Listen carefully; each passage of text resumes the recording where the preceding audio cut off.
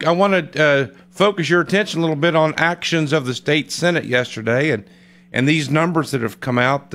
That flood on the 22nd day of June cost the state and residents $339,760,963. My goodness, $340 million. And the numbers are still counting. Still coming up. Still coming up. I mean, we've got counties that are still, doing work, doing efforts to do what they need to do to take care of people. And so, the accounting work is still ongoing, even as we speak, Mike. We're still hoping that we can get over, there's a magic number that we've got to get over in a couple of categories that will trigger the 90-10, 90% FEMA money versus 10% state money. And we're waiting for that threshold to be matched, which would put us over the $250+ million range. And that's currently, though, with the $340 million in losses, that qualifies West Virginia for that 75-25, right? Well, exactly. Ever since the flooding occurred, we've been able to, 25%. We speaking of the state government, has been committed to doing what we need to do to provide the 25%. FEMA has kicked in their 75% to provide the flood relief efforts, as well as the recovery. That's ongoing. So the state's portion, at least to this point, is $85 million. Where did that money come from, Senator? Well, we had a couple of things that we did. We had $9 million that was left over. It was surplus money that was actually going into the rainy day fund. We captured that. Lottery had some money that we pulled down as well, and then of course some came out of the rainy day fund. There was about $70 million out of the rainy day fund that we pulled. Well, you've said before, and I want to make sure our listeners understand that you had mentioned that the lottery money was excess money, and it's yes. No way going to adversely affect promised scholarships or senior programs or things like that, right? Oh, that's exactly right. All of our other programs will remain intact, fully funded. These are monies that are available to us that we're pulling down that are exactly that, excess monies. So those programs remain unaffected, Mike. Do you know how the $340 million was broken down, Senator? Do you happen to have a breakdown of how much goes where?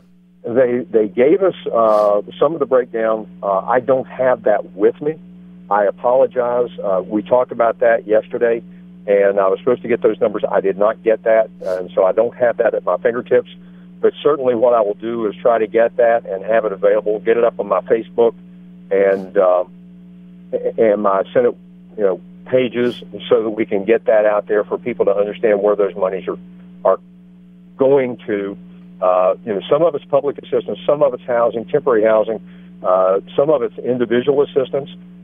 We have to contribute in each of those categories where people were impacted in the floods, as well as our communities. We look at, like, for instance, Richwood, Camden, O'Galley, infrastructure was damaged. Right. And so we've got dollars that will be going to that. We've got 3 schools in Nicholas County that are severely damaged. That's one of the things dollars will be going to that as well. One of the things that caught my attention, being a former school board member, is that $340 million includes $130 million for new schools. Those are the schools that were ruined in the flood. I think it was Herbert Hoover High School and Richwood High School. Those are the 2 high schools. I think there were a couple middle schools and maybe an elementary school. But the $130 million, and you just don't build a school overnight. No, you don't. A school is a 3 to 5 year construction period. Part of that is identifying the site that is suitable to accommodate the new school facility.